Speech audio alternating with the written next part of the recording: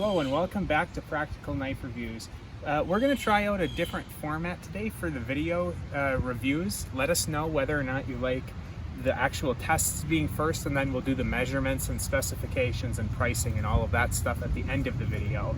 So we're going to try this first today. Let us know if you like it more like this. I know a lot of people just want to see the actual testing itself, and then they can look up the specs on their own time. So today what we're looking at is the Marttiini Timberjack knife. This is in 80 CRV2 carbon steel, made in Finland. It's got a kind of a textured rubberized handle here. Pretty grippy actually.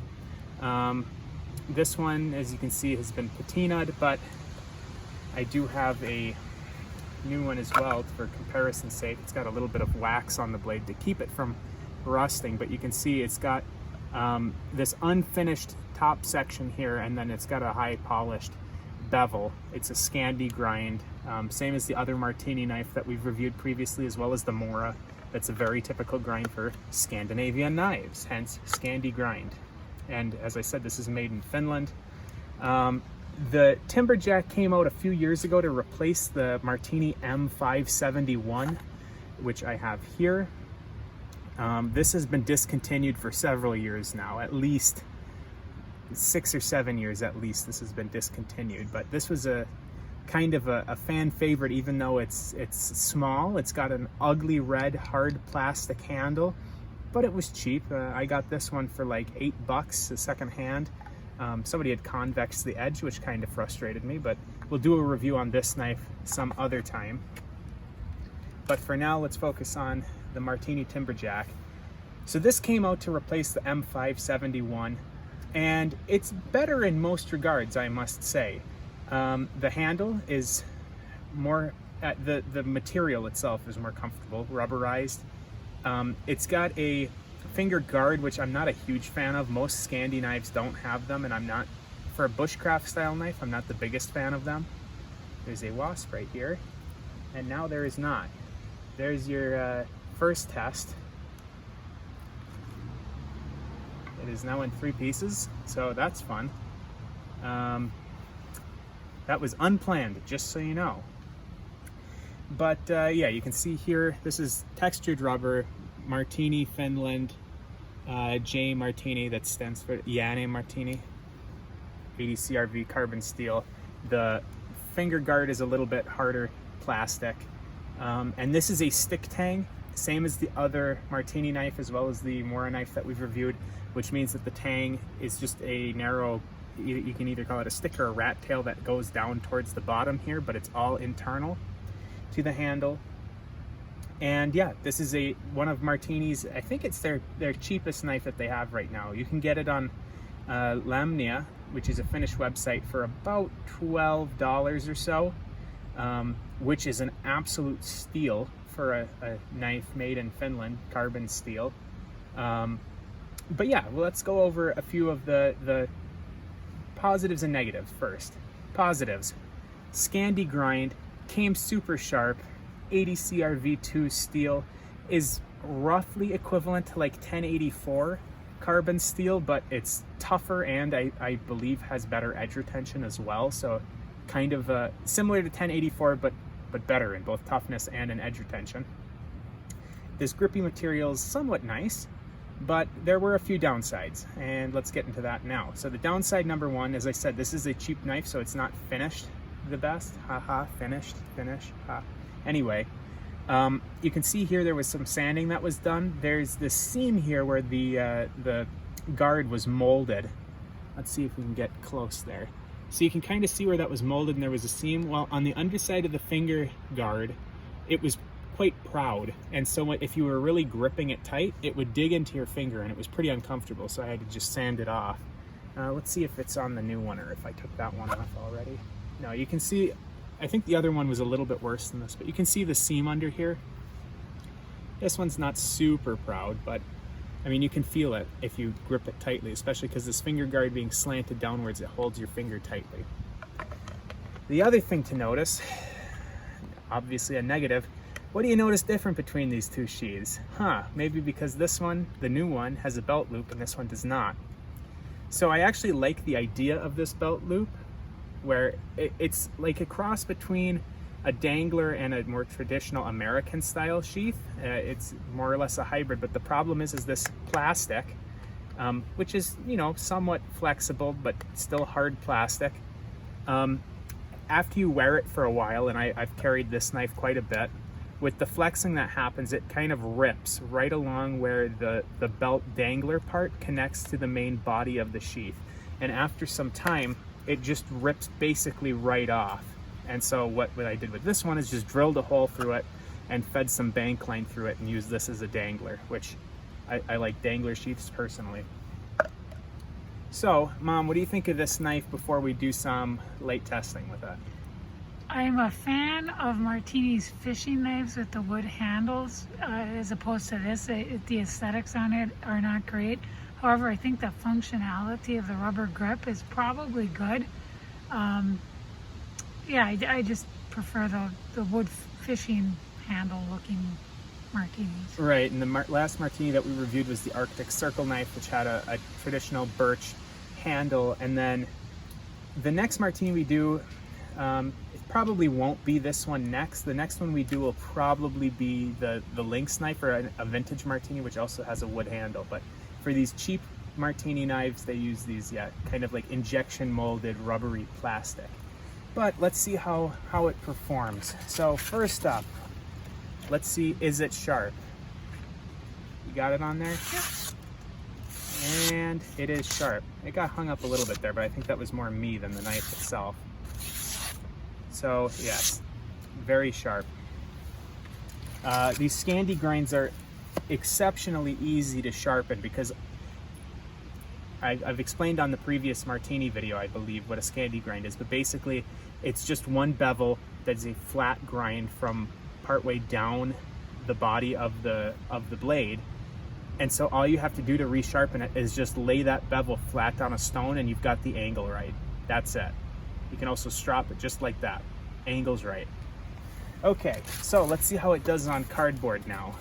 You got it in frame? Mm-hmm. Yeah, it got caught up a little bit there, but might have been just because of the, it's getting hung up a little bit in the cardboard, more than I would have expected. So the Scandi grind might not be the easiest to cut through cardboard with, but the knife itself is certainly sharp, and the point, it's a pretty acute point here. So if you were stabbing something, you could, and with the finger guard, it's better suited than most Scandinavian knives for stabbing purposes. But let's see how it does for batoning. These knives are traditional, like bushcraft woodworking knives, not necessarily made for a lot of batoning. The stick tang really isn't built for that. But this is a review channel, we're gonna do a review. Oh, I grabbed two pieces of oak. I meant to grab a piece of pine. No. Be back in 1 second.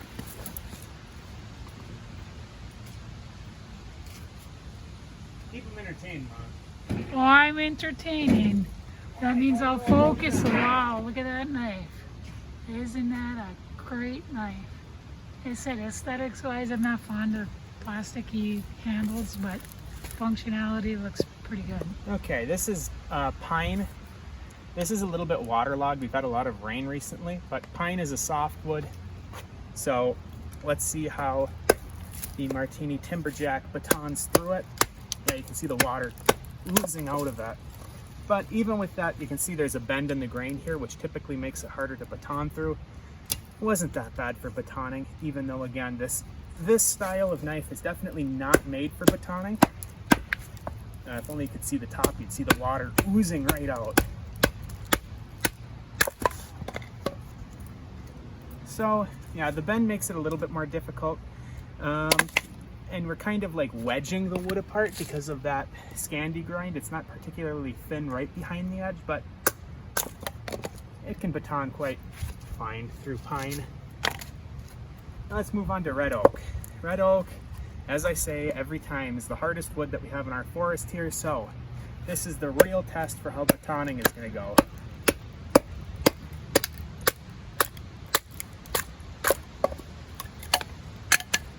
So not that bad. It's not the Not the absolute greatest batoner, but again, it's not really made to be, but it does just fine. I mean, if you're out camping with this, I've gone camping with it. You can do everything that you need to do on a camping trip with it. So that's batoning with the Marttiini Timberjack. Now let's do some feather sticking. We'll start with the pine. Pine being the softer of the two woods, and keeping in mind that this is pretty waterlogged right now, which does complicate things a little bit, but needless to say, Scandi grinds are definitely my thing. They are really, really ideally suited for woodworking. If you get the angle right, that is. There's very little effort I'm putting into this. And we're just coming up with really nice long feathers. Not the curliest, that's probably just me. I mean, if I was taking my time and being careful, you can get really thin feathers. But yeah, I'm more for getting volume rather than finesse. I was never a very finessey person. That's true. Now let's move on to the oak. Again, red oak, pretty hard wood. And we're kind of going right through it. I got a split right there, so that's going to complicate things. Let's try a different face. But you should have been able to see even from that there's very little like force that I'm putting into this. It's just kind of going right through it. They're not necessarily the curliest of feathers, which yeah, you know, the curlier they are and the thinner they are, the easier they're going to catch a spark. But you know, that's not a lot of effort I just put into there to get a decent amount of feathers out of it. So, you know, you're going to be able to baton with it. This is good for woodworking. Carving, it's nice. I've carved a bit with that. Fair bit with it, actually. I generally go for the Arctic Circle that we've previously reviewed if I'm carving, because it's just smaller. But this is also quite nice for carving. The other thing that I'm going to note is the spine is exactly 90 degrees. You can feel it's quite sharp, so for striking a ferro rod, that works quite well. So now we've done all of our cutting related tests. Now we're going to take this inside, do some measurements, and tell you, you know, where you can find it and the prices that you should be looking for and all of that stuff, and then my mom will give you her final thoughts on it. So we're back to take a look at the specs of the Marttiini Timberjack knife up close and in, we can say, in our studio. So you can see here, as I mentioned before, this is just a hard plastic sheath.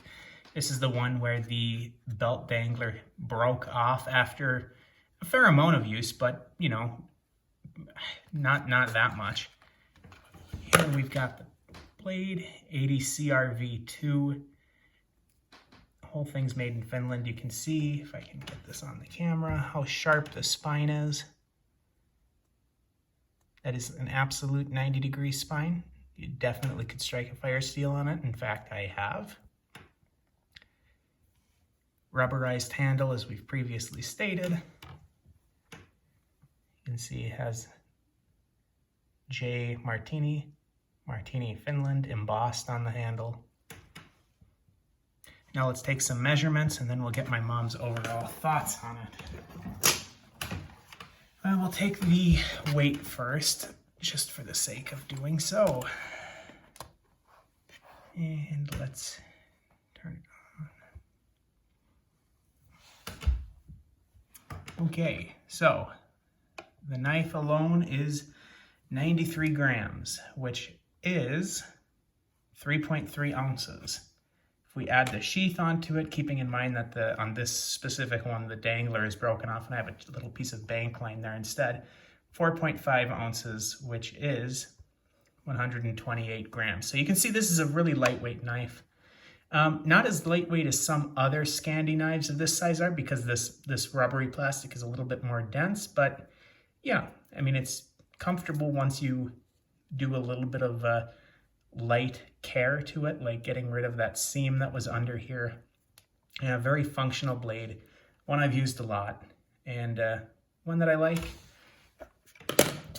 forgot that I had to still do the length measurements, which is why I was doing my wrap up, but we'll do the length measurements now. Let's see, that's in frame. So here we are looking at, it'll be easier if I do it that way. Overall, we're right at 8.5 inches. Length of the blade is just under 4, let's say 3 7/8 or so. The cutting length is going to be right at, flip it around for that, 3 3/4 for the cutting length of the blade. So there you have it. Marttiini Timberjack. In regards to price, I got mine from Lamnia, which is a Finnish outdoor goods company. You'd think that shipping would be really expensive from Finland, but if you buy 100 euros worth of stuff, they ship it for free and it gets to the US in about 3 days or so. So free 3-day shipping, you really can't beat it. And on their website, the version with the plastic sheath, currently, I just looked, is $13.55. Or you can get the black leather sheath, which you'll see on one of our upcoming videos. We've got a Marttiini Skinner that comes in that black leather sheath. It's the same leather sheath as that, and that was about $18.35. But this specific model with the plastic sheath was $13.55 as of the time of recording. Mom, what's your final thoughts on the Marttiini Timberjack knife? I love Marttiini knives, but not this one. I'm not a fan of the plastic sheath, and I'm not a fan of rubber handles, but in particular this one for a feminine hand. It's too long. You made me once a knife that I absolutely love, but with too long of a handle, and it makes it really difficult for a smaller hand to be able to maneuver. So for me, this would not be my knife. Other Marttiini knives, I really like their wooden handles, and I would be much more a fan if I had the black leather sheath. One thing to consider, though, in regards to not having a wooden handle and a leather sheath, is that this is just $13.55, made in Finland and with free shipping if you get enough stuff. So yeah, there's definitely a trade-off. I mean, you're using not as nice of a finished knife, finished, ED, not Finnish, as in the country of origin, with a cheaper handle material and a cheap plastic sheath, but you're still getting really high quality steel. I love 80 CRV2 steel. As I said, outside it was basically the European equivalent of 1084, but it's got some additives that make it even tougher and have even better edge retention. So you're getting a really functional knife for really cheap, but yeah, you're right. It doesn't have the kind of materials that make you really like Marttiini knives, some of the other ones that we're going to review coming up relatively soon. So, that all that you want to say about it, Mom? Yes. Okay, then thanks for watching, and we'll catch you next time on Practical Knife Reviews.